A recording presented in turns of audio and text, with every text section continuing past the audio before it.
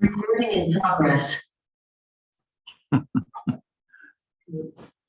Se olvidó con el equipo. Ahí sí. Para que se despertaran, ¿ah? ¿Ya? Ya, jóvenes, entonces la clase hoy día, estamos grabando ya, sí. La clase hoy día es análisis de psicometría, ¿ya? Les explico enseguida lo que es psicometría. ¿Ven la pantalla ahí en blanco? Ya. Psicometría.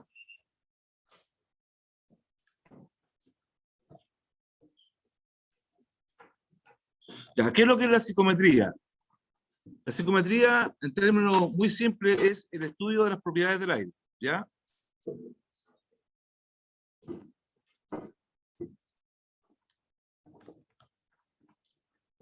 ¿Ya? Eso es la psicometría.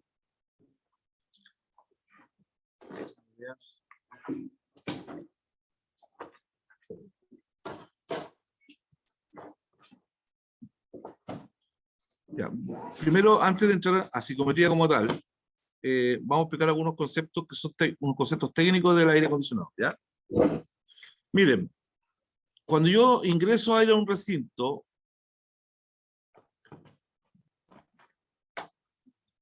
ingreso una cantidad de aire, a eso se le llama inyección de aire. Se designa por la letra I, ¿ya? Inyección de aire, ¿ok? El caso más típico de inyección de aire es cuando yo ingreso aire exterior, ¿no es cierto? Como les explicaba, para temas de polución. Luego, existe otro concepto que se llama extracción de aire, que se designa por E. Cuando yo hablo de E, quiere decir extracción de aire. La extracción de aire ustedes las pueden tener en baños, ¿no es cierto? En cocina, ¿estamos de acuerdo? En el estacionamiento, ¿ya? Listo. Y luego existe otro concepto que se llama R, que se llama retorno de aire.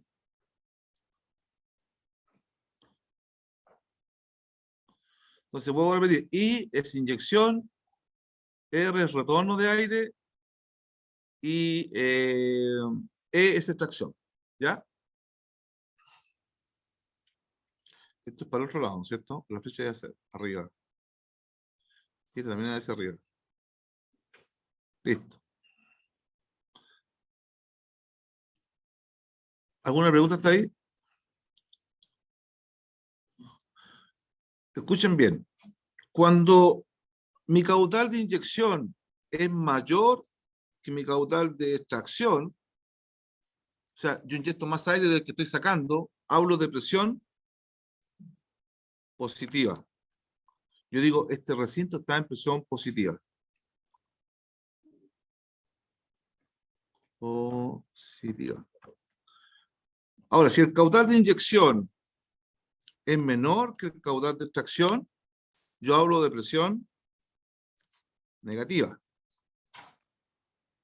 ¿Se entiende? O sea, cuando yo inyecto más de lo que estoy sacando, esto puede ser válido si mi caudal de inyección, escuchen bien, es mayor que la extracción y el retorno, tengo presión positiva. Ya.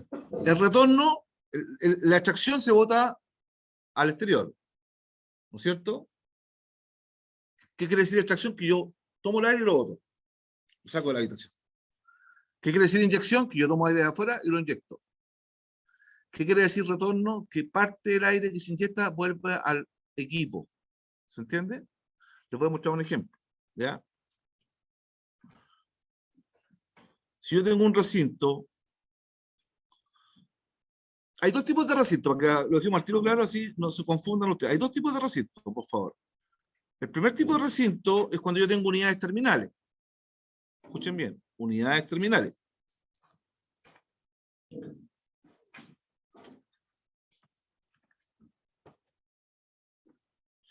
Y el otro tipo de recinto es cuando yo tengo UMAS. Por favor, esto se llama unidad manejadora de aire. Esos son los dos tipos de sistemas que hay en el mercado. Unidades terminales y unidad manejadora de aire. ¿Cuál es la diferencia entre las unidades terminales y las manejadoras de aire? que las unidades terminales van en oficinas independientes. Y las unidades manejadoras van en un recinto donde hay más de ¿cuántas personas? 20 personas, ¿no es cierto? Esa es la diferencia. ¿Alguna pregunta hasta ahí? ¿Se entiende? No empiezo a pensar, me da calor. Ah, ya. Entonces, cuando yo tengo más de 20 personas hacia arriba, uso manejadora de aire. Cuando tengo menos de 20, unidad terminal. Generalmente las unidades terminales, por favor, estos son los dos tipos de aire que hay, no hay más. Oficina, ¿ok? Generalmente, donde yo pongo una unidad manejadora de aire, en un cine, ¿no es cierto? En un anfiteatro, en un hospital, ¿ya? En una clínica, que es lo mismo. Y las unidades terminales, vuelvo a repetir, se ponen en oficina, ¿ya? Ya. Por favor. Vamos a hacer los mismos ejemplos. Vamos a poner los dos casos un baño, ya para explicar el concepto. Este va a ser el baño acá y este va a ser el baño acá, ¿ok?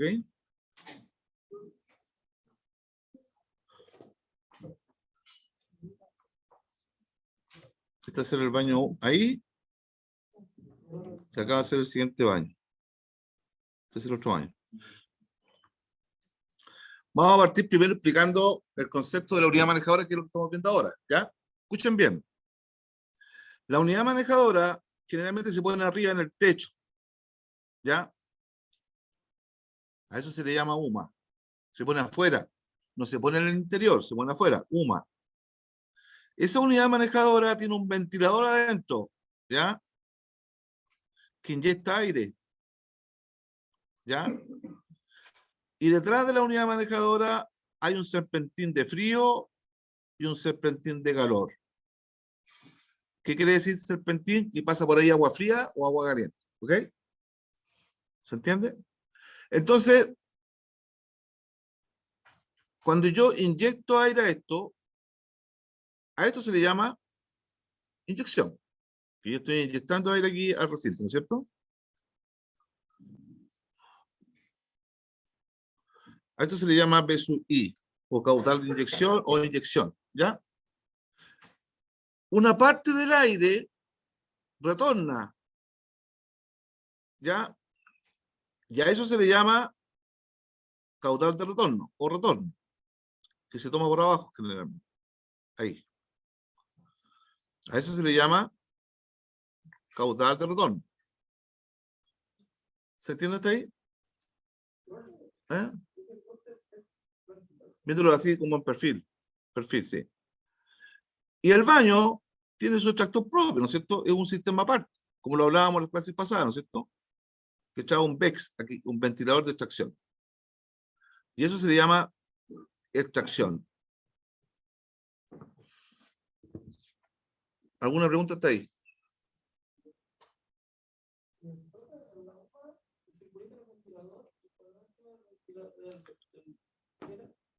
Ah, esos son los serpentines de frío y calor, acá los voy a anotar. Ah, ese es un ventilador. El ventilador es un esquema nomás. Ese que está ahí, acá lo vamos a anotar. Ese que está ahí es un ventilador, ¿ya? A esto se le llama ventilador. Listo. Eso se llama ventilador. Entonces, ¿qué es lo que hace la unidad manejadora? La unidad manejadora toma aire del recinto por abajo, ¿nota? Lo pasa por los ductos, lo lleva a la UMA, y acá en la UMA hay una compuerta de aire ahí, justo ahí, y aquí viene otro concepto que se llama caudal de aire exterior, ese que va ahí. A eso se le llama caudal de aire exterior. Entonces, el caudal de aire exterior se mezcla con qué aire? Con el de retorno, muy bien. Y acá se produce una mezcla ahí, justo ahí. Entonces se mezcla aire de afuera con aire de adentro. ¿Estamos de acuerdo? Y luego el aire que se mezcla acá se inyecta, pasa por la batería de frío, se enfría, o pasa por la batería de calor, o se calienta. ¿Ok? Acá yo lo voy a anotar. Batería de frío, batería de calor. De todas maneras, este video lo van a tener, yo se lo voy a mandar, ¿ya? El único video que voy a hacer porque aquí explico el uso del software ya. Entonces, si yo voy a enfriar aire, lo paso por la batería de frío, enfría el aire. En caso contrario, si no estoy en invierno, el aire se calienta. ¿Estamos de acuerdo? Y el ventilador lo que hace es sacar el aire viciado nomás del baño, ¿no es cierto? Aquí se usa un PEX, caudal de extracción. Listo. Entonces, por otro lado, este aire, parte del aire se va por ahí, ¿no es cierto? O sea, el aire hace esto. Inyecta aire así, ¿no es cierto? Y parte del aire hace esto. ¿Se entiende? ¿Alguna pregunta hasta ahí? ¿Ah? El aire se inyecta desde arriba, se va a la rejilla de retorno, vuelve, se mezcla con el aire de afuera y se vuelve a inyectar. En cambio, y una parte del aire que se inyecta pasa por la puerta de acá del baño y se va por la extracción del baño. Ahí. ¿Te fijas? Y sale hacia afuera. ¿Se entendió? Ahora, ¿por qué yo inyecto aire exterior? Porque ese aire exterior está en función al número de personas y a la superficie que tenga el recinto. Ahora, yo no puedo poner 20 unidades terminales si tengo 50 personas, ¿no es cierto? Eso está mal hecho. Yo no puedo tener una instalación que tenga 100 personas y tenga puras unidades terminales, porque eso está mal hecho. Porque la unidad manejadora, la ventaja que tiene además, que tiene presión. Como tiene fuerza, presión el aire, baja el aire frío rápidamente y genera un enfriamiento rápido del recinto. En cambio, las unidades terminales están hechas para oficinas chicas. ¿Ok? Ese, por favor, hagan ese esquema. Ese es el esquema clásico de un sistema de climatización. ¿Ya? ¿Se entendió? Ya. Ahora, ¿cómo son las instalaciones ahora al revés? Para unidades, para oficinas, que sería el lado de acá, ¿no es cierto? Aquí voy a notar que es para oficina, para no se me olvidar. Oficina, y este sería para, podríamos llamar grandes salas. ¿Ya? Ustedes, por ejemplo, no podrían tener un cine con unidades terminales, eso no funciona.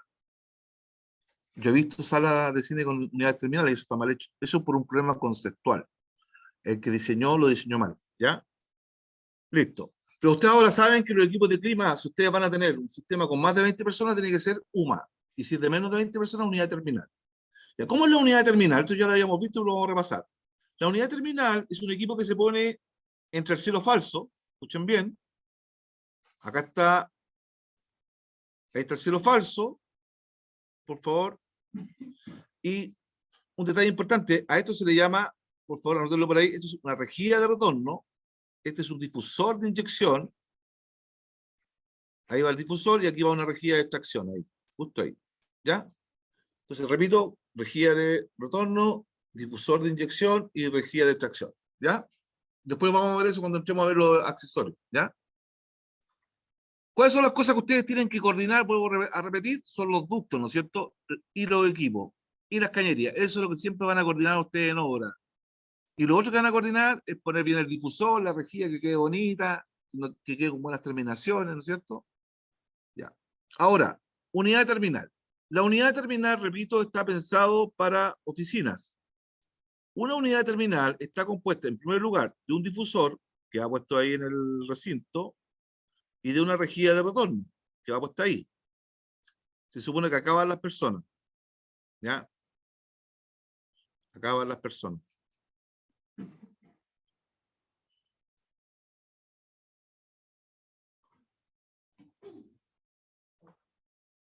Listo. El aire, además, este fancoy está alimentado desde una unidad grande que acá que se llama chiller, ¿se acuerdan? Lo habíamos explicado en la clase pasada, o una caldera. Y el chiller envía agua fría. Aquí hay otro ventilador chiquitito ahí. Hay un ventilador muy pequeño ahí. Aquí lo voy a dibujar.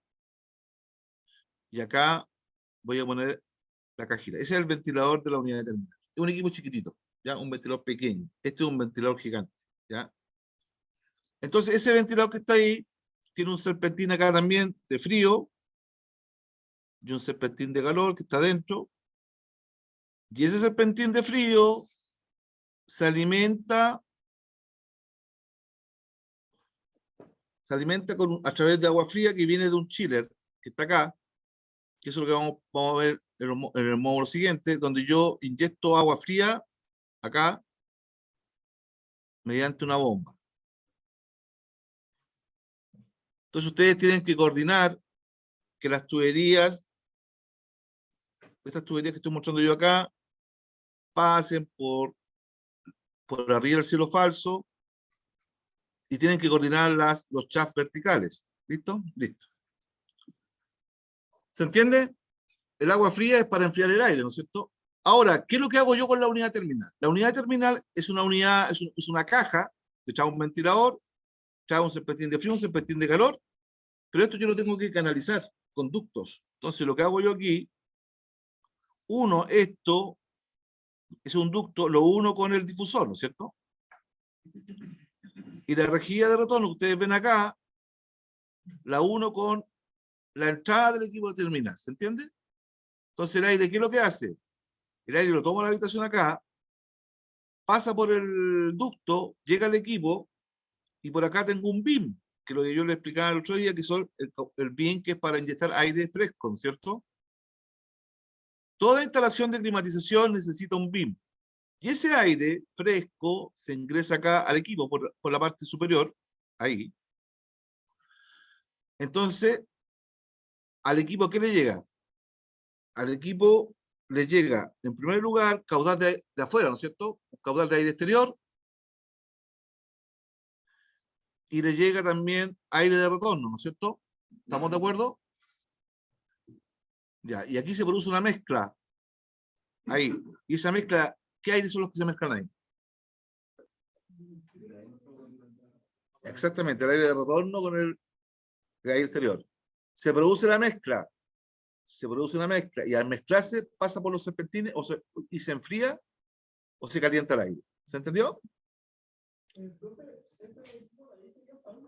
Fancoy, eso es un fancoy, justamente. El VIN, ventilador de inyección.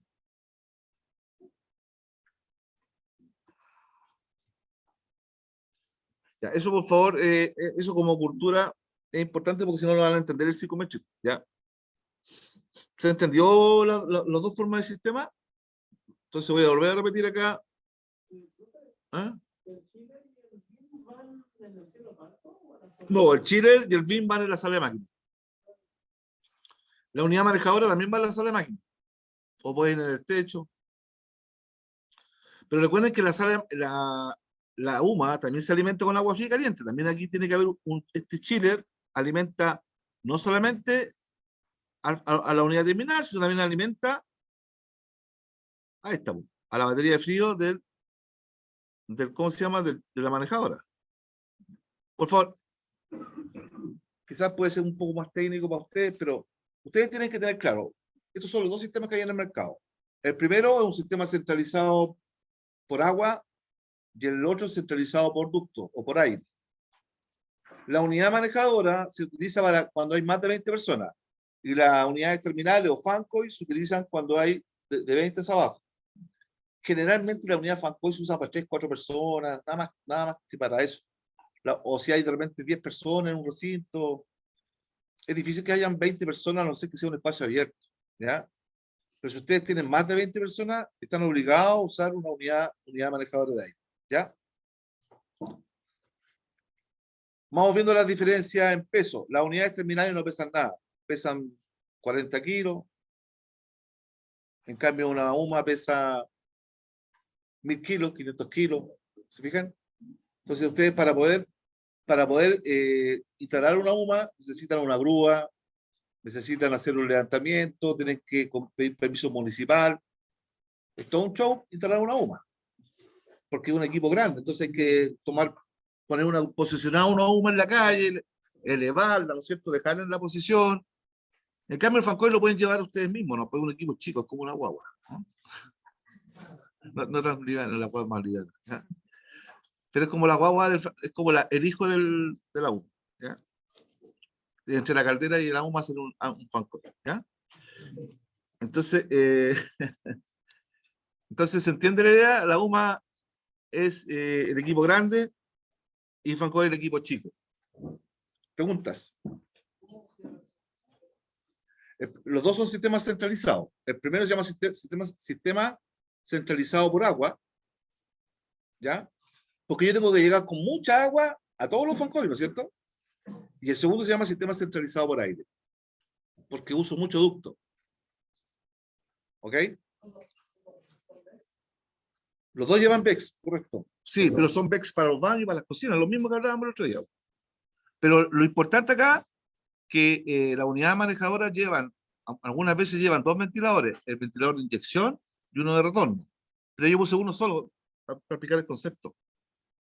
¿Sí? Sí, dime. El BIN es más grande. Ah, caudal de aire exterior. Ahí repito, esto se llama BIM, ventilador de inyección. Aquí ya dibujen un ventilador ahí para que no se vayan a confundir. Ahí va un BIM. ¿Ya? Eso es un BIM. ¿Ya? El VAE, caudal de aire exterior. Ese es el ventilador del Fancoy. A esto que está acá se le llama unidad, yo le llamo unidad terminal. ¿Saben por qué? Porque existen una infinidad de unidades terminales. Por ejemplo, esto es una unidad terminal. Se le llama tipo cassette. Después hay unidades de consola, las que van en la pared, también son Fancoy, pero de consola. Luego hay unidades terminales de ducto, de presentación, o sea, hay como 500 clasificaciones, ¿ya? Pero al final es una unidad terminal. Ustedes defínanlo como unidad terminal. Un Fancoy es una unidad terminal. Una unidad manejadora no es una unidad terminal, es un equipo que se ocupa para tratar mucho aire. Por favor, eso les tiene que quedar claro. Ahora, si hablamos de coordinación, en el caso número 1, ustedes van a escuchar, de repente les va a tocar cuando trabajen, ver estos sistemas centralizados por agua, y son muchos Fancoy, estamos hablando de 500 Fancoy, 200, 300. Pero la sala de máquina está ubicada siempre o en el subterráneo o arriba en el piso superior. Y la otra, que son las unidades manejadoras, generalmente van ubicadas en el techo, por lo general van en el techo. Ahora, uno siempre le hace quita a la unidad manejadora porque es muy pesada, es muy especial, tiene otro sistema de control, es una unidad de tratamiento de aire, tiene filtros, tiene otras cosas más, pero ahí lo vamos a ir viendo a la medida que vamos avanzando. ¿Alguna pregunta? Ahora, en ambos sistemas hay un baño ahí, que el baño siempre tiene que ir. Entonces, aquí es lo mismo, la unidad terminal lo que hace acá, ingresa aire al recinto, hace esto, ¿no es cierto? Se va así y va así, ¿no es cierto? Y una parte del aire se va al baño. ¿Se entendió? Ya. Vuelvo a repetir. Si yo tengo mayor inyección, si tengo un caudal de inyección mayor que caudal de extracción, hablo de presión positiva. Por ejemplo, si solamente tengo caudal de inyección, también hablo de presión positiva, ¿no es cierto? Por ejemplo, una caja escala. Una caja escala, que también es parte de los sistemas de climatización de un edificio. Aquí lo vamos a hacer, lo vamos a explicar. Miren, fíjense que si yo tuviera acá un edificio, ahí está el edificio, y acá está la escala. Generalmente la norma les pide a ustedes tener dos VEP, se llaman BEP, ventilador presurizador. Nótelo por ahí también. Se llaman BEP 01, y acá vamos a poner BEP 02.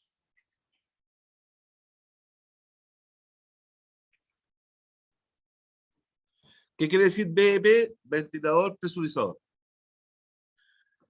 Los ventiladores presurizadores, la única función que cumplen es inyectar aire nomás, nada más que eso.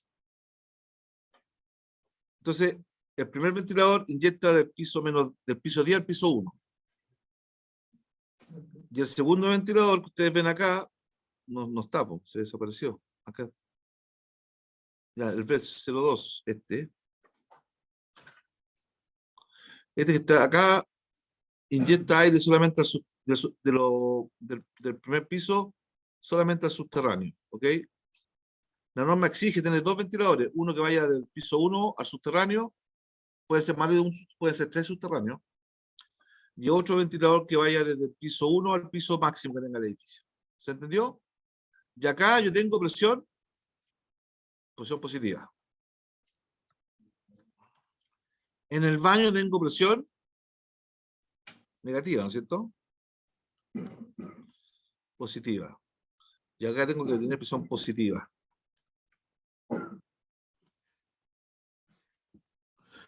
No.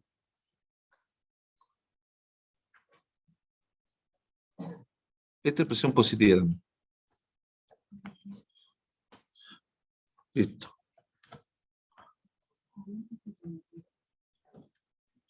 ¿Alguna pregunta? Caja escala. Presurización de caja escala. Muy bien, sí. Los dos. El del subterráneo y el de arriba. Presión positiva quiere decir que no puede entrar ahí desde la... Si hay un incendio o propagación de fuego, no pueden entrar los gases hacia la caja escala. Es para proteger que todo salga, ¿no? ¿Ok? Unos ejemplos, les voy a poner algunos ejemplos de hospitales. Por ejemplo, cuando ustedes tienen personas que tienen infecciones, anótelo por ahí, no lo voy a dibujar para explicar lo otro. Si yo tengo una persona que está, por ejemplo, con SIDA, esa persona no es infecciosa, ¿no es cierto? Esa persona contagia ¿por qué? Por contacto directo, puede contagiar por saliva, por temas sexuales, ¿no es cierto? A eso se le llama inmunodeprimido. ¿Qué quiere decir eso? Que es todo lo contrario, ellos se infectan rápidamente con la infección de ustedes. O sea, sin tocarlo a ustedes, y si ustedes vienen con gripe, el tipo se puede morir. Entonces, cuando es un inmunodeprimido, los sistemas son de presión positiva. ¿Qué quiere decir eso? Que yo inyecto más aire del que saco. En los hospitales, escúchenme, yo anótelo por ahí, en los hospitales no se puede recircular aire por un tema normativo, porque si yo recirculo aire, todos los bichos empiezan a recorrer todo el hospital, ¿no? Van y vuelven, y se ríen ahí, se meten nuevamente ahí a la sala de urgencia y todo. En ningún hospital se puede recircular aire. No se puede recircular aire por un tema microbiológico, dime. Se bota. No, es que en los hospitales hay inyección y extracción nomás, no hay recirculación. Hacia el exterior, a los 4 vientos. Sí, pero lo que pasa es que se bota. Mira, les voy a comentar. La única forma de matar un virus o una bacteria es quemándola. No existe ningún medio en el sistema mundial que te mate o que te... los filtros más potentes que hay actualmente son los filtros ULPA. Ultra penetración se llama, que son filtros que te capturan partículas muy pequeñas. Lo de los aviones, por ejemplo, justamente.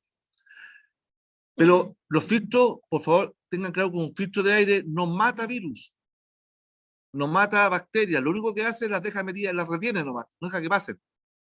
Pero el coronavirus, el COVID-19, tiene tamaños que son de 0,2 a 0,3 micras. Ningún filtro que en el mercado atrapa los virus, o sea, ningún filtro atrapa virus. La única forma que ustedes tienen de matar un virus es quemándolo. Pero nadie va a poner un quemador a la salida de un hospital, se vería feo, ¿no es cierto? Entonces lo que se hace generalmente en los hospitales, en la extracción se pone filtro EPA. Y se tratan se tienen que tomar, donde yo tomo el aire versus donde yo lo boto, la norma exige 14 metros de distancia. ¿Cómo? A favor del viento, justamente. Ha pasado que muchas veces en un pabellón quirúrgico que también tú inyectas aire y botas aire, yo no puedo tener la inyección al lado de la extracción, porque si no, lo que yo boto lo voy a meter directamente y pasa. Es muy común encontrar eso. Ponen la extracción y la inyección al mismo lado. ¿Se entiende ese concepto? Lo voy a explicar acá. Esas son las cosas que me interesa que ustedes entiendan. Los cálculos se les van a olvidar, pero tienen que tener claros los conceptos de presión. Por ejemplo, repito, si este fuera una sala de aislados, un infeccioso, por ejemplo, partamos con un infeccioso. El infeccioso puede ser un COVID-19, puede ser un sarampión, ¿no es cierto? Entonces, generalmente, ¿cómo funciona esto? Estos equipos funcionan en presión negativa. Si ahí está la cama, y aquí está la cabecera, es cierto? Ya, se supone que es una cama. Ya. Yo aquí tengo un VEX, o sea, estoy sacando aire, lo estoy sacando a nivel donde está la cabecera. Quiere decir que el aire sale por acá, más o menos, a esta altura. Porque tiene que capturar cerca de la nariz del tipo que está enfermo, ¿no es cierto? Ahí se toma el aire en un infeccioso, justamente atrás, donde está la cabecera de la cama. Y acá tengo un PEX. O sea, saco el aire hacia el exterior. ¿Se entiende el concepto? Ya. Y la inyección de aire se hace a través de una UMA, de lo que estábamos hablando. La unidad manejadora, ahí sí se usa la UMA para una persona. ¿Se entiende? Porque no puede usar un equipo FANCO, tiene que ser una UMA, por norma. Entonces la UMA lo que hace, inyecta aire a donde está la sala de infeccioso ahí, y se inyecta de esta forma, se pone frontal a la cama. Entonces el aire hace esto. Entonces, ¿cuál es la idea de eso? De que el aire arrastre todos los bichos que están en ese sector. O sea, se pone frontal a la cama. Eso se llama sistema infeccioso. Y aquí, en este caso, el caudal de extracción es mayor que el caudal de inyección. ¿Se entendió?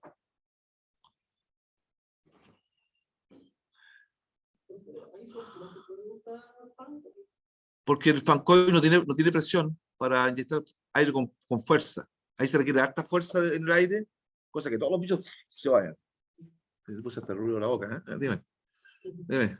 Porque usted ha dicho que la UMA era para recircular el aire. La UMA es que separemos. Un tema es la parte que estamos viendo nosotros, que es la parte comercial, y aquí yo le estoy poniendo ejemplos que son especiales, que son hospitalarios. Por ejemplo, si te das cuenta, aquí hay una cama y hay una UMA. En cambio, en el otro lado, yo dije 20 personas para poner una UMA, ¿no es cierto? Pero eso es la parte comercial. En la parte hospitalaria es distinto. El hospital, todo el aire que ingresa es exterior. Exactamente. 100%. No hay recirculación. O sea, no ocurre lo mismo que ocurre en la parte de oficina, como yo les mostraba acá. ¿Se fijan acá? Que acá, en este caso, yo el aire lo estoy recirculando, ¿cierto? Y además estoy tomando aire de afuera. Eso se llama aire recirculado, UMA con recirculación. En cambio, la otra UMA, bueno, tu pregunta, se llama UMA 100% aire exterior. Esto se llama UMA, anótenlo por ahí, UMA 100% de aire exterior. En un hospital, escuchen por favor, ahora vamos a explicar el concepto psicométrico. En un hospital, todas las unidades manejadoras de las UPC, unidades de pacientes críticos, donde está la gente que está en la UCI, pabellones, esterilización, neonatología, UCI infantil, UCI pediátrica. Todas las unidades de un hospital son 100% aire exterior. ¿Se entiende? Ha pasado en algunos hospitales que, lógicamente, si ustedes se ponen a recorrer los hospitales viejos, se van a encontrar con muchos hospitales que recirculan aire, porque son hospitales del año 60, año 40. Se van a encontrar hasta, a ver, el concepto de unidad terminal, escúchenlo bien, por favor, ni siquiera se debiera ocupar en las salas de urgencia. Algunas clínicas tienen fancoil puesto en las salas de, ¿cómo se llama? Cuando tú tienes tu recuperación. En las salas de hospitalización, ustedes pueden tener fancoil siempre y cuando tengan aire de extracción en la sala, como se lo explicaba el otro día, inyección, retorno y tengan una rejilla de extracción. Pero en el estricto rigor, ningún hospital debiera tener retorno. 100% aire exterior y botado todo el aire hacia afuera.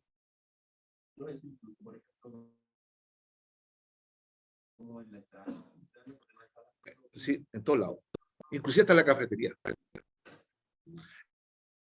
El problema es que por eso se contagia tanta gente, porque se llaman infecciones intrahospitalarias, productos de que no recirculan el aire. En Europa, y no en Estados Unidos, porque si ustedes, en Estados Unidos generalmente recirculan el aire de los pabellones, que también está malo eso. La norma chilena impide que en los hospitales se recircule aire por el tema de la contaminación. Pero por lo general los europeos, que son los que tienen la norma más avanzada, no recirculan aire en ninguna parte, ni siquiera en el, ¿cómo se llama? En la cafetería. Acá en Chile todavía la normativa MinSal del Ministerio de Salud permite recircular aire en zonas de oficina y en cafetería. Y es una estupidez porque ahí es donde se junta toda la gente, pues, po. Entonces igual se contamina, ¿te fijas? Un hospital tiene que ser siempre con puras unidades manejadoras, no más que eso. Así tiene que ser para que no tenga contagio. ¿Alguna pregunta? Ahora, en el caso que sea una persona que sea inmunodeprimida, el caudal de inyección es mayor que el caudal de extracción. ¿Ok? Muy bien.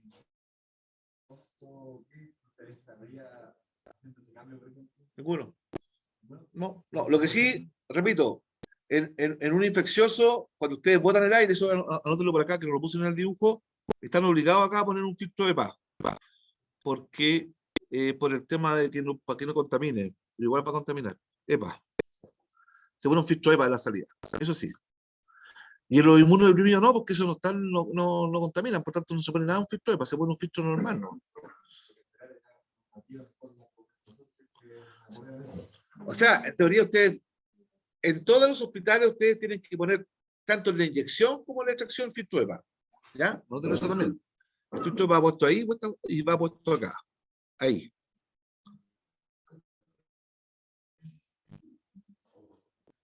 Dígame nomás.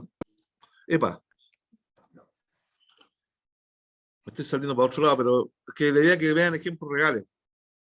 A ver, les voy a poner otro ejemplo. En un pabellón, en un quirófano, donde tú te operas generalmente la presión, la norma chilena o todas las normas dicen que tiene que ser presión positiva. ¿Qué quiere decir eso? Que hay que evitar que el aire penetre desde los pasillos, ¿no es cierto? Pero es que eso era antes del COVID. ¿Qué pasa si el compadre que se va a operar tiene COVID? ¿Qué presión debiera ser? Negativa, ¿no es cierto? ¿Se entiende? Existen muchas otras cosas más que les podría, por ejemplo, cuando ustedes van a entrar a una sala de aislado, siempre hay una antesala que se llama esclusa. Se supone que en esa esclusa ustedes entran, se lavan las manos, se ponen el gorro, se ponen todo el equipaje para poder entrar a ver al enfermo que está con una infección, ¿ya? Y después ustedes vienen, salen por ahí mismo, pues. Sacan todo nuevo y lo tiran ahí. Entonces ya, desde el momento que ustedes entran y salen, ya contaminaron la esclusa. ¿Se entiende? ¿Alguien ha estado en una sala de infecciosos o ha visto algún enfermo que esté con alguna enfermedad? ¿Ninguno ha tenido algún pariente que haya estado con alguna infección? Ya. Entonces lo que les quiero decir es que ustedes, se lo voy a explicar acá en la pizarra, que también es un error que se comete. Mira, el problema es que el MinSal tampoco tiene presupuesto, y hay otros temas ahí de plata, y bueno, pero miren, pero el problema no es solamente en los hospitales, sino también en las clínicas. Si yo tengo acá un compadre que está infectado, infeccioso, se supone que acá yo tengo una esclusa. La esclusa es un separador de ambiente, ¿ya? Y ahí está el pasillo, ¿ya? Entonces, el infeccioso tiene que estar con presión menos menos. ¿Qué quiere decir menos menos? Que está con presión negativa. La esclusa tiene que estar con presión menos uno, o sea, un menos. Y acá tiene que estar con presión cero. ¿Qué quiere decir presión cero? Presión neutra. ¿Qué quiere decir? Que el aire va hacia dónde circula el aire. No, hacia la izquierda. El aire circula en esta dirección. Entonces, ¿por qué se hace eso? Para evitar contaminar el pasillo, ¿no? Así se hace en todos los hospitales. El pasillo donde está el infeccioso es presión menos 2 más o 2 menos. En la esclusa es menos 1 y el pasillo es presión neutra. ¿Ok? ¿Para qué se hace eso? Para evitar que el contaminante salga hacia la esclusa o hacia el pasillo, ¿no? ¿Estamos de acuerdo? Ya, ¿cómo funciona esto? Llega un compadre caminando, pasa del pasillo a la esclusa, se lava las manos, se cambia la ropa, hasta ahí todo bien. Se mete a ver al infeccioso, lo saluda, todo el cuento, terminó la visita, ¿por dónde sale? Por la misma esclusa, ¿o no? En el momento que el gallo sale de la sala y se saca la ropa, ya contaminó la excusa. Y después sale al pasillo y contamina el pasillo. ¿Se entendió ese concepto, no? Ahora, ¿cómo debe ser esto? Todo lo contrario, ustedes tienen que tener otro pasillo acá al lado, con otra esclusa, así. Entonces yo paso a ver al enfermo, paso a la esclusa 2, que está acá, me saco toda la ropa, la boto, que estaba en la presión, entre comillas, menor que la presión todavía que la presión de infeccioso, y luego saco el pasillo. Bueno, en resumen, en los hospitales no hacen eso porque no tienen presupuesto por el tema arquitectónico. No da el presupuesto. ¿Ok? Listo. Continuamos entonces. ¿Alguien tiene alguna consulta? Va a pasar a la parte ya de psicometría. Entonces, repito, la única forma de no contaminar, si ustedes en el futuro se van a construir una casa o van a hacer cualquier cosa que sea para usted, no pongan retorno de aire. Inyecten y saquen, nada más que eso, ¿ya? Porque así están evitando contaminar, ¿ya? Ya. Ahora vamos a explicar lo que es la parte psicometría. Ya. La psicometría, como les dije, es súper simple. Yo tengo un recinto acá. Acá tengo personas. Entonces, ¿cuáles son los parámetros del aire que ustedes pueden medir? Los parámetros del aire que ustedes pueden medir, que generalmente se escuchan en las noticias, en el tiempo, es la temperatura, ¿cierto? Y la humedad, ¿no? Entonces, esta sería la temperatura del bulbo seco, la temperatura del bulbo húmedo. Ahí lo voy a explicar lo que es cada una. Vamos a agrandar un poquito esto. Ya. La humedad relativa. Y ahí estaríamos. Ya. Cuando ustedes están en una habitación como esta, lo que ustedes pueden medir con un termómetro son tres variables. La temperatura del bulbo seco. La temperatura del bulbo seco es la temperatura del aire. ¿Ok? Bulbo seco quiere decir que es aire seco. ¿Ok? Pero dentro del aire, ¿qué es lo que hay aparte de aire? Aparte de haber contaminación y todas esas cosas, agua, ¿no es cierto? Entonces aquí existe lo que se llama vapor de agua.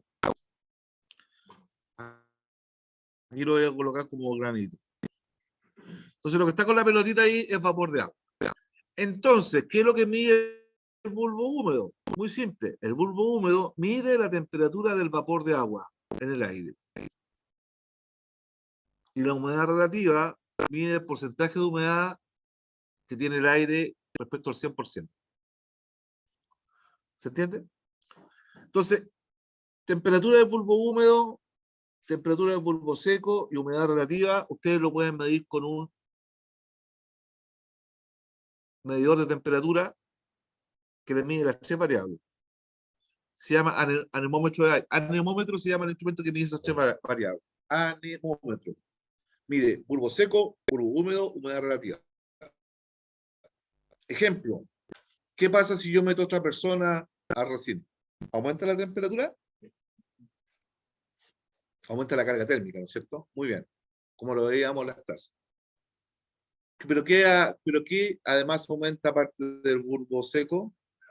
La humedad, ¿no es cierto? En la medida que entran más personas, la humedad empieza a aumentar.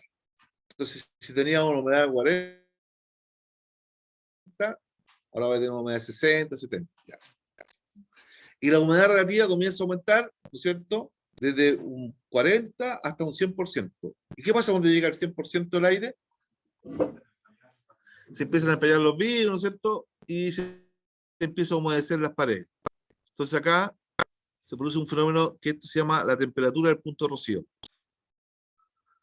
Temperatura del punto rocío cuando yo llego al 100% humedad relativa. ¿Ya?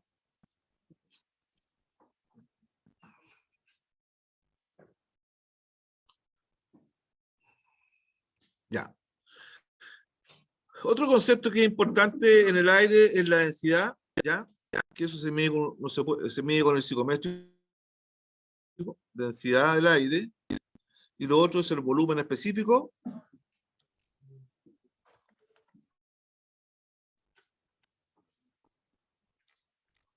Y el otro parámetro es la humedad absoluta.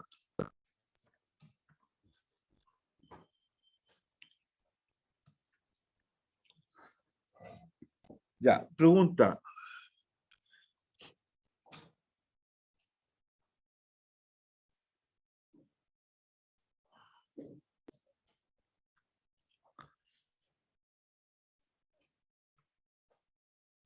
Cuando yo voy en un auto, veamos el caso de invierno, y se empañan los vidrios, van 4 personas dentro del auto. ¿Qué hago generalmente para desempañar el auto? Aire caliente hacia arriba. ¿Ya? ¿Qué es eso? ¿Aire caliente o aire frío? Ya. Ustedes tienen que, para desempañar el vidrio, tienen que abrir la ventana, ¿no es cierto? Generalmente sí que no funciona en el aire acondicionado, pero la única forma de desempañar el vidrio de forma rápida es con aire frío y aire caliente después. ¿Ya? Ahora, ¿por qué? Ahora les voy a explicar por qué. Cuando ustedes calientan aire, la humedad sigue siendo la misma, no cambia. Porque la humedad absoluta se mantiene constante. Por tanto, si ustedes tiran aire caliente al vidrio y hagan el ensayo, no les va a quitar la humedad.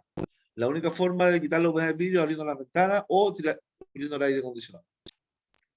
Porque el aire acondicionado genera lo que se llama la deshumidificación del aire. Le saca la humedad al aire. ¿Ok? Por eso que todos estos equipos tienen una tubería de condensado que bota la condensación del aire. La condensación del aire se bota a través de una tubería de PVC. Todos los equipos de aire acondicionado tienen que tener una tubería de PVC para botar el condensado. Vuelvo a repetir.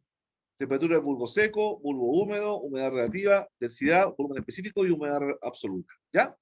Listo. Ahora voy a ubicarme en el diagrama psicométrico. Ahí les voy a explicar cómo tienen que bajarlo. ¿Lo ven ahí? Les presento el diagrama psicométrico. ¿Lo ven ahí? Ya. Miren, vamos a hacer un ejemplo con Santiago verano. ¿Ya? Temperatura de bulbo seco de verano, ¿cuánto es más o menos? 25 grados más. ¿Listo? Humedad relativa del aire en el verano, ¿cuánto es? ¿Quién sabe? ¿Ah? No, bajo eso. En el verano es como 40% por ahí. ¿Ya? Sí, gracias. Y el caudal de aire lo vamos a dejar constante, esto lo vamos a dejar en 1000, pero le vamos a cambiar las unidades. Fíjense bien, nos dice preferencias. Por favor, tomen atención. Se van acá donde dice caudal y ponen metros cúbicos hora. Es el único cambio que tienen que fijarse. Esto va a quedar, está grabado, ¿ya? Así que yo voy a poner 1000. ¿Listo? Pero eso por mientras no lo vamos a ocupar. Quiero que nos centremos en condiciones atmosféricas. Listo. Tienen 35,40 y ponen añadir. Ponen, donde dice aquí, ponen exterior, Santiago. Listo. Añadir. Listo. Ahí está. Esa es la condición del verano en Santiago. ¿Ok? Vamos a poner otro ejemplo. Brasil.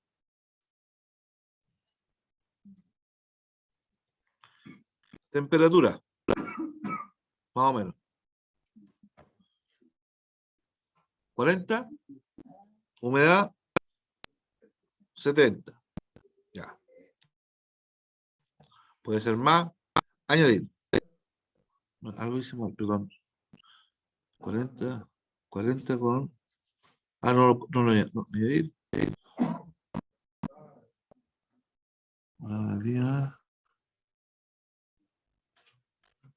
Ojo, pero está mal escrito. Veamos el B nomás de Brasil. Ahí está.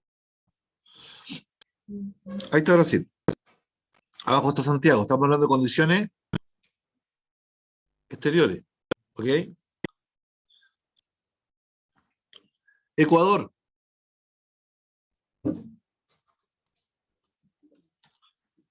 Ecuador tiene más o menos como 30 con 60, más o menos, 65. Listo, añadir. Ahí está Ecuador. Ahí tienen 3 países. Miami, Estados Unidos. Eso lo hace el software, usted, yo le puse el día luna, ¿no es cierto? Ahí están todos los países. Ya miren. ¿Ah? ¿Cómo? El viernes. Sí, fue el viernes, sí. Ya, tomen atención, por favor. El diagrama psicométrico, ustedes siempre tienen que echar con la temperatura y la humedad. Porque eso ustedes lo conocen, ¿no es cierto? Ya, vamos viendo. La humedad absoluta, partamos con el parámetro más difícil. La humedad absoluta se mide en la parte vertical acá, ahí. Yo me voy a posicionar en Brasil, ahí, y voy a poner acá, voy a poner acciones como punto de datos. Díganme ustedes, ¿cuánto es la temperatura del bulbo húmedo en Brasil? 4,6, muy bien. ¿Cuánto es la humedad absoluta?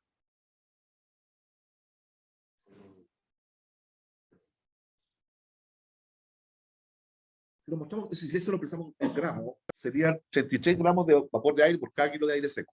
¿Ya? En Brasil es donde más humedad absoluta tengo, ¿no? La humedad absoluta no es la humedad relativa, no se confunda. La humedad relativa tiene que ver con la relación entre la humedad que tiene el recinto sobre la máxima, que es 100. En cambio, la humedad absoluta tiene que ver cuánta cantidad de agua hay en el aire. ¿Ya? En este caso, Brasil tiene una alta humedad absoluta. ¿Cuánto tiene Santiago? Veamos Santiago. Tomo el cursor, me posiciono acá. ¿Cuánto tiene Santiago de humedad absoluta? 14,1 gramos o 0,041. Entonces, ¿cuál de los dos cuál tiene la mayor humedad absoluta? Brasil. ¿Y la menor humedad absoluta? Santiago. ¿Sí? Y Ecuador, toman el cursor, se posicionan ahí. ¿Cuánto tiene Ecuador de humedad absoluta? 17,4, muy bien. ¿Se entendió ese parámetro? Ya. Ahora, vamos a ubicar la condición a la cual queremos llegar. Vamos a suponer que estamos instalando una sala de infeccioso. Nos contrataron para hacer una sala de infeccioso en 3 países. ¿Ya? Y vamos a determinar en cuál de los 3 países gasto más energía. ¿Ok? ¿Se entiende la pregunta? Entonces, yo, en un recinto hospitalario, finalmente la temperatura del bulbo seco debiera ser más o menos 22 grados. Y la humedad, un 50%. Entonces aquí voy a donde dice P1 y pongo infeccioso para que se entienda que ese sería el recinto, ¿no? El infeccioso pongo añadir, pero acá pongo 22,50. Como 100% del exterior, voy a suponer que son 1000 metros cúbicos los que necesito, ¿ok? Ah, perdón. ¿Cuánto dijimos que era? 50. Listo. Añadir. Ahí está el infeccioso. Ahí está el recinto. Cuando es 100% del exterior, yo tengo que llegar desde el punto B, del punto E y del punto E Santiago hasta el punto I. ¿No es cierto?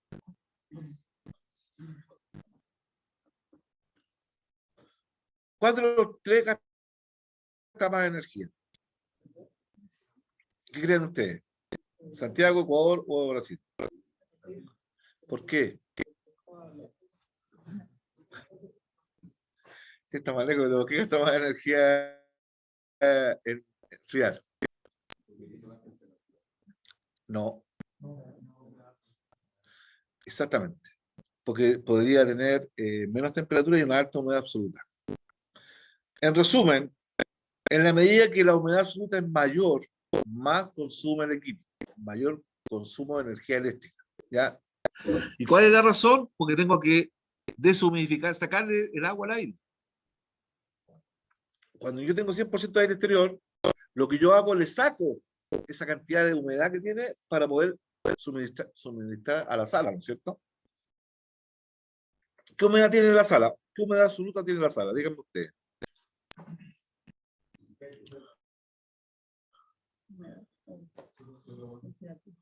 Tiene como no veo. A ver. 8,2. Sí, 8,2. Ya, y tengo que llegar. ¿Y en Brasil cuánto tengo? Como 35. Tengo que bajar como más de 20 gramos por cada kilo de aire, ¿no? Ya. ¿Hasta ahí se entiende, por favor? Ahora, veamos otro parámetro importante que podría ser el punto de rocío. Lo primero que ustedes tienen que hacer, si ustedes tienen que lograr 22,50, tomen atención, por favor, tienen que ubicar el punto de rocío de ese recinto. ¿Cuánto sería, vean ahí el esquema, cuánto es el punto de rocío para la sala? 11,1, muy bien. ¿Qué es lo que hacen? Donde dice P1, ponen rocío. Y rocío, ponen acá 11,1. Y donde dice humedad, ponen 100. Porque el punto de rocío se genera cuando hay 100% humedad. Y ponen añadir. Listo, ahí está. Estamos analizando una unidad manejadora 100% aire exterior. ¿Ok? ¿Se entiende hasta ahí, por favor? Ya, ahora yo tengo que enfriar tengo que llegar del punto B hasta el punto infeccioso, ¿no es cierto? ¿Qué es lo que hago? Tengo que bajar la humedad absoluta, tengo que llegar del punto B al R, y después, ¿qué tengo que hacer? Véanlo en forma práctica. Yo estoy en el punto B ahí, ¿no es cierto? Del punto B lo tengo que enfriar hasta el punto R, ¿no? ¿Y de ahí qué hago? Lo tengo que... ¿Cómo llego del punto R al punto I? Calentando. Entonces primero lo tengo que enfriar y después lo tengo que calentar. O sea, primero enfrío el aire y después le genero un calentamiento. ¿Se entiende el concepto? ¿Cuál es el problema de la mayoría de los equipos de climatización que se instalan en los hospitales? Y que siempre es un problema, que los ingenieros creen que tienen que enfriar nomás. Pero para lograr la humedad, porque ahí estamos logrando dos parámetros, recuerden bien, estamos logrando temperatura y humedad. Para lograr la temperatura hay que enfriar, pero para lograr la humedad hay que calentar. Entonces la unidad manejadora debe tener dos parámetros a controlar. Uno es enfriar el aire, cuando estamos en verano, eso sí, pues, enfriar el aire y luego tenemos que calentar el aire. Y con eso yo logro la humedad.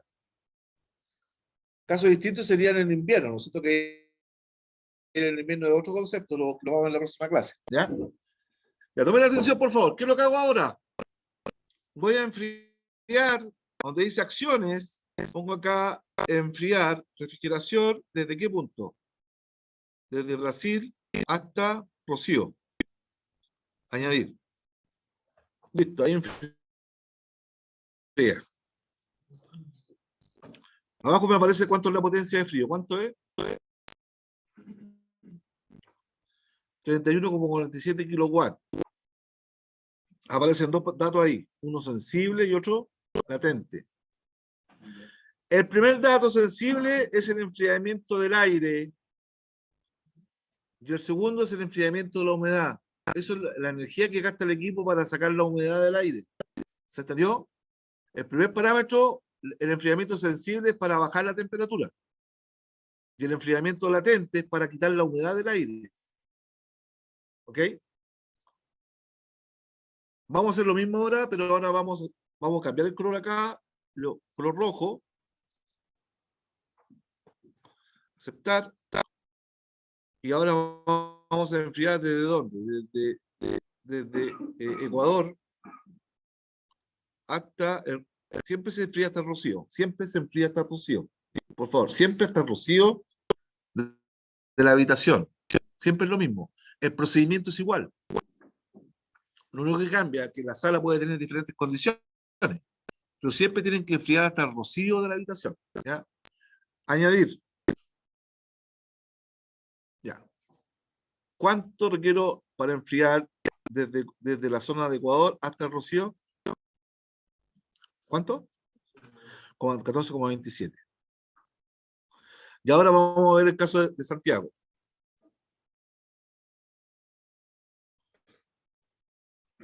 Desde Exterior Santiago hasta Rocío. Listo. ¿Cuánto requiere un Santiago? No sé. Ahí. Entonces, si lo vemos así, ¿en cuál de los tres países requiere más enfriamiento? En Brasil, después Ecuador y después Santiago. ¿Cuál es la razón por qué gasto más en Brasil, en Ecuador y en Santiago? Es solamente por la humedad absoluta. La humedad absoluta es el parámetro que me mide la cantidad de energía que yo voy a gastar en enfriar el aire. ¿Se entiende, no? Ya, pero ahí, hasta ahí estamos, solamente enfriamos. ¿Qué hay que hacer ahora? Hay que calentar. Entonces acá voy a elegir otro color, un color amarillo. Y voy a poner acá calefacción. ¿Desde dónde? Desde el Rocío hasta infeccioso, ¿no? Añadir. Ahí está. ¿Cuánto es el calor que necesitamos meter? 3,7 kilowatts. Entonces nos vamos al ejemplo del auto. ¿Qué tienen que hacer en el auto? Enfriar y calentar. Primero echan a andar el aire acondicionado y después echan a andar la calefacción. Y ahí se va a desempeñar el vidrio. Hoy día aprendieron una cosa nueva, ¿vieron? Es el mismo concepto cuando yo estoy en un país distinto con la unidad manejadora. La unidad manejadora primero se enfría el aire hasta el punto de rocío y luego se calienta el aire hasta el rocío. ¿Cuáles son los errores que se cometen generalmente en estos equipos? Porque muy pocos saben esto. Los ingenieros en clima creen que solamente cuando estoy en verano debo enfriar. No, en verano ustedes tienen que enfriar y calentar. Ahora, si ustedes solamente tuvieran que lograr temperatura, ahí solamente tienen que enfriar. ¿Se entiende eso? Cuando yo voy a enfriar, solamente enfrío el aire, no lo caliento. Pero cuando yo quiero lograr humedad y temperatura, debo enfriar y debo calentar si estoy en verano. ¿Se entiende? ¿Alguna pregunta?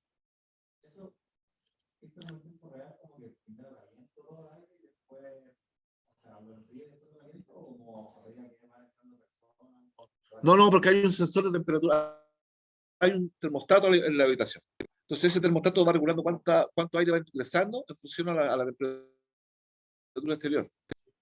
Es un set point. Por ejemplo, si tú aumentas mucho, ingresa más aire, más frío. Pero en general los sistemas estos de control de humedad y temperatura son poquitas personas las que entran. Si están ¿cómo se llama?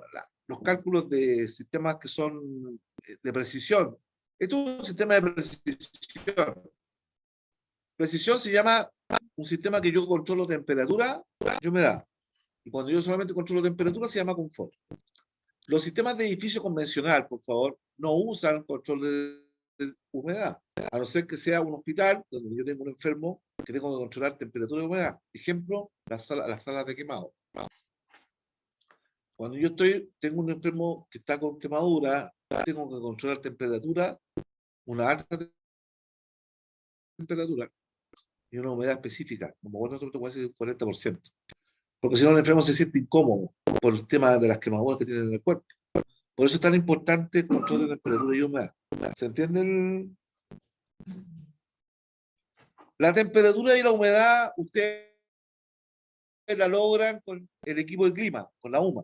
Pero el control de material particulado, cuando ustedes les piden, oye, aquí no puede haber material particulado, eso lo controlan con los filtros. El filtraje del aire es el que controla el material particulado. ¿Ya? Ahora, en la parte comercial, ponen puros filtros que son de tela, ¿no? A lo mismo, es total. Los que están dentro de la oficina no sirven para nada, así que mandémosle cualquier filtro, ¿no? ¿Ah? Pero actualmente con todos los temas del COVID, ahora por lo menos se exige que las personas que están trabajando en la oficina tengan un filtro mínimo F7 que tiene un rendimiento de un 85% de eficiencia de filtraje. Los filtros normales, que son los típicos que se usan en el aire acondicionado, tienen un 30 o 35. En un hospital se exige un 99,99% de eficiencia. Eso quiere decir que Si entran 100 partículas, por lo menos se tienen que quedar retenidos 2.3 partículas.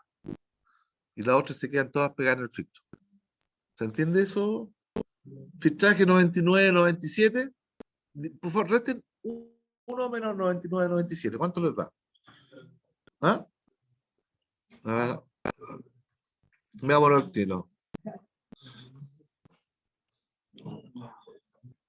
Miren, eso también es importante que lo tienen que, como cultura, es que si yo tengo acá que mantener una eficiencia, anótenlo por ahí, una eficiencia de un 99,97% de eficiencia de filtraje, y yo tengo 1000 partículas en el aire afuera, ¿cuántas se quedan retenidas? ¿Quién me dice?